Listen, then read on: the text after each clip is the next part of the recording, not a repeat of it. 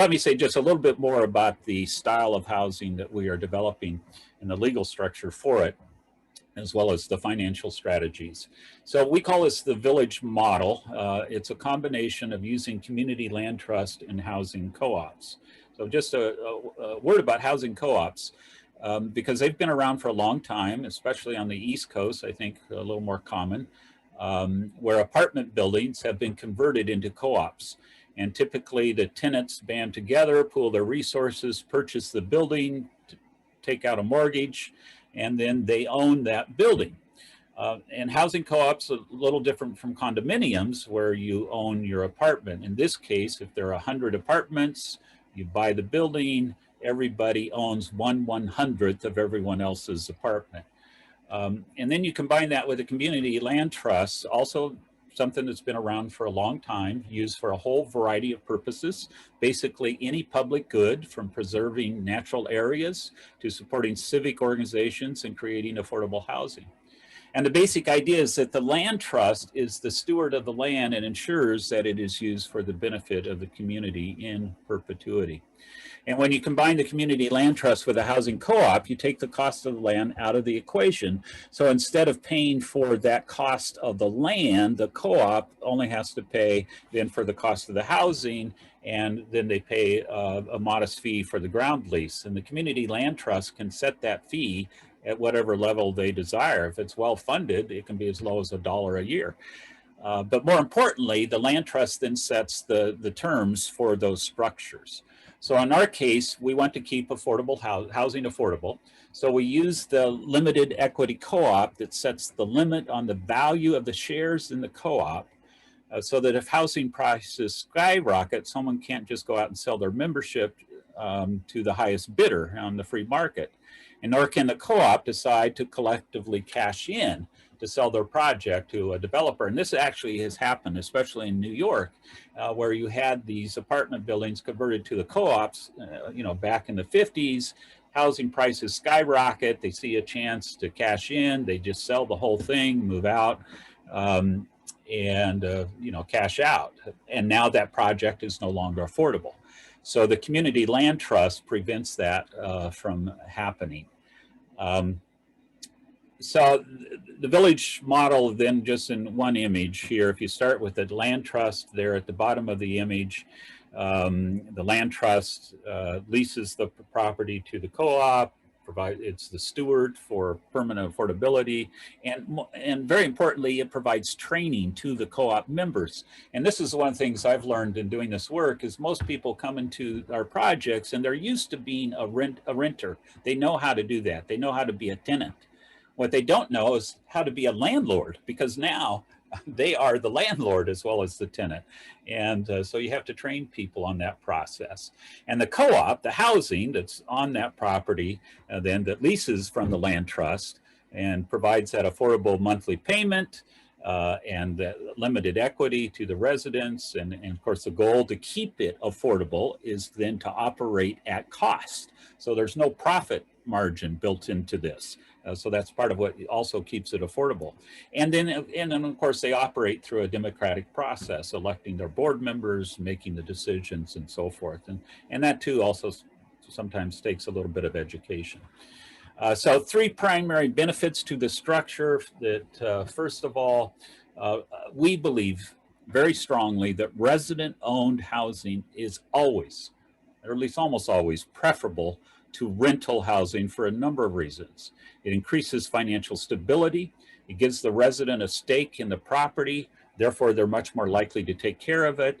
It allows the residents to build at least modest equity depending upon the level of equity. And actually in our C Street project, there the equity will equal the value of the improvements, the housing itself. So in that case, it's a much more significant equity.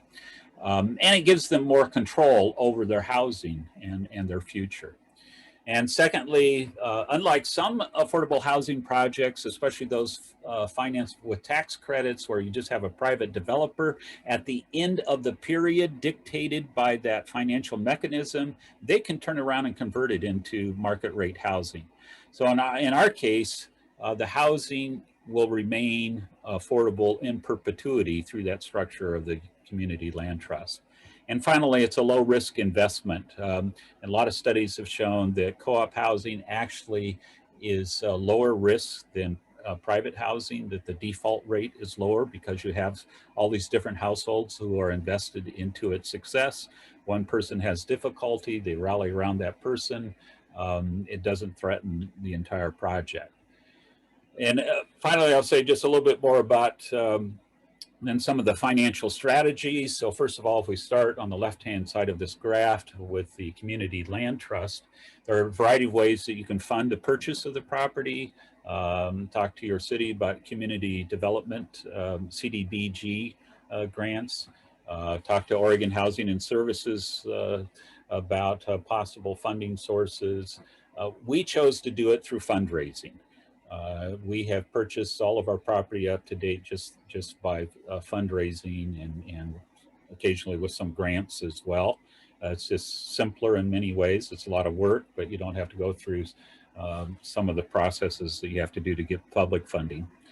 And then once you have the land, then financing the improvements, and particularly for any group that is not experienced at doing housing development, we recommend working with a development partner, and especially someone who has experience working with banks, working with Oregon Housing and Services Commissions, which is the primary provider in the state for housing grants, doing things like low-income housing tax credits, and then also just other fundraising that you might do to cover the gap if the other sources aren't sufficient. And then the residents themselves. So there's different ways to structure this, but depending on the income level of the residents, where they purchase their share, one way to do it, if you set, we're looking at in one of our projects of a share value at $5,000. Well, most low-income households aren't going to have $5,000 available.